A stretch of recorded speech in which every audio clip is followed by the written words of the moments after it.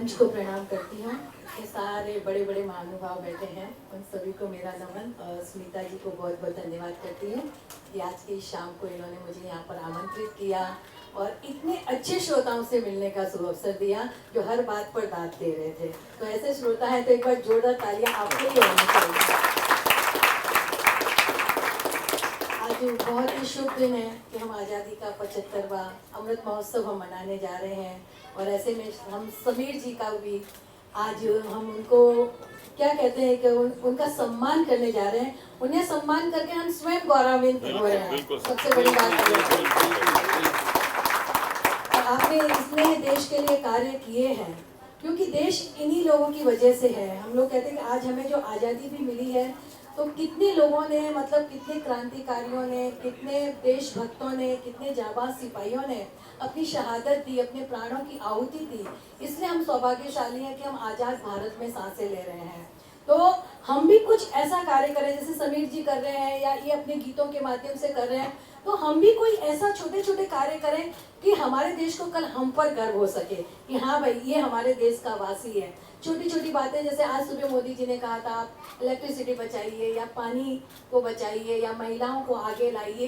तो ऐसे छोटे छोटे कार्य करके भी हम सब सरहद पर तो नहीं जा सकते।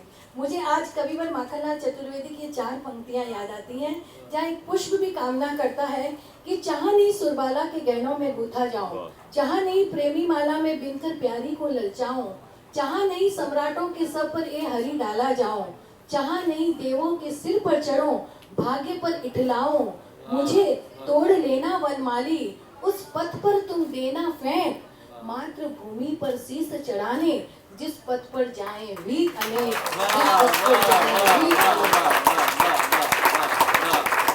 जब एक पुष्प ये कामना कर सकता है तो हम लोग कैसे पीछे रह सकते हैं? नहीं रह सकते।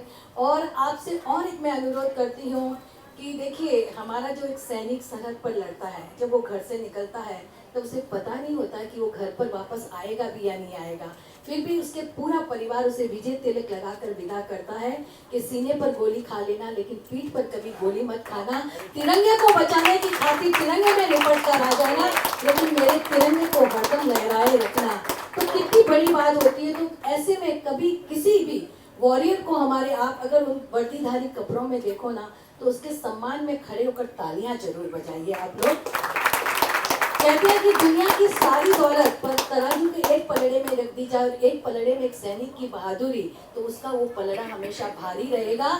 क्योंकि किसी भी देश का गर्व उसकी सेना होती है, क्योंकि सेना है तो हम हैं और हमारा अस्तित्व है। इसलिए उन सब के लिए, क्योंकि एक युद्ध वो वहाँ लड़ता है और एक युद्ध उसका परिवार भी लड़ता रहता है, दिन रात उसके संग, उसके रात दिन घर जल्दी आने की कामना करता है।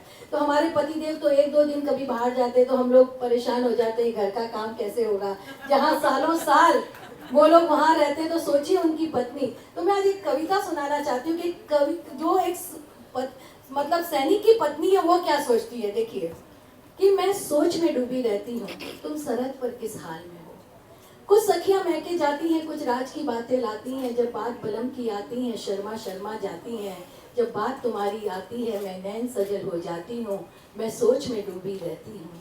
कुछ सखियां तीजों पर मिलती हैं, कुछ झूला झूलती हैं, कुछ हंसती हैं, कुछ गाती हैं, मैं न हंसती हूँ न गाती हूँ, मैं सोच में डूबी रहती हूँ। अब पोष महीना आया है, सर्द हवाएं लाया है, इस सर्दी में तुम कैसे हो मन ये सोच कर घबराता है, तुम हालत मेरी क्या जानो, मैं रातों में अक्सर उठकर रोती हूँ, मैं सोच में डूबी रहती हूँ। जब सरहद पर गोली चलती है दिल मेरा छलनी करती है, जब आंख मेरी फड़कती है एक हुंक सी दिल में उठती है, मैं तिल तिल कर जीती हूँ, मैं तिल तिल कर मरती हूँ, मैं सोच में डूबी रहती हूँ। जब सरहद से तेरा खत मिला हर सखी ने यही सवाल किया, सरहद पर तेरे बालम ने कितने दुश्मन ढेर किए, सर मेरा फक्र से उठता है जब मैं उनको बतलाती हूँ, मैं सोच में डूबी रहती हूँ। और अंतिम पद देखिए, शायद इसका ये पद के ऊपर, मतलब ये पूरी कविता की रचना शायद वही उसी के लिए हुई है कि तुम शहीद हो गए, तुम शहीद हो गए, हम सबको छोड़ गए, लेकिन जाते जाते भी मुझसे एक वादा ले गए, कि अपने बच्चों को भी जांबाज सिपाही बनाना है। अब सोच में नहीं डूबे रहना है, अब कुछ करके दिखाना है, एक नया इतिहास बनाना है, एक नया इतिहास बनाना है। मैं भी, जैसे कि मैंने कहा ना कि मैं भी घंटों बोल सकती हूँ, ऐसे ही मैं बोलती रहती हूँ।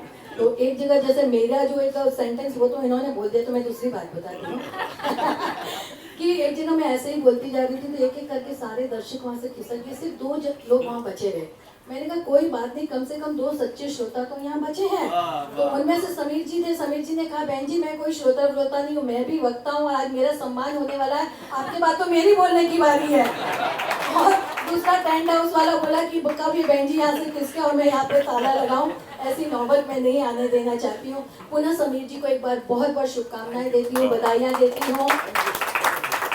और हमारे भाई सम्राट जिनको सबसे ज्यादा अवार्ड मिले हुए हैं गाने के लिए, आपको बहुत बहुत बधाइयाँ। आप भी, आपका अभी आईपीओ आया था, बहुत ज्यादा सक्सेस हुआ था। हाँ।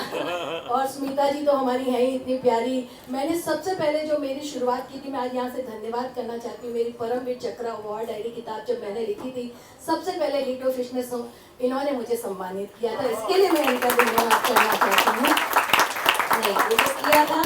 और अंत में जाते जाते एक 4 लाइन यही कहूंगी कि जो भरा नहीं भावों से और बहती जिसमें रफ्तार नहीं, वह हृदय नहीं पत्थर है, जिसमें स्वदेश का प्यार नहीं, स्वदेश का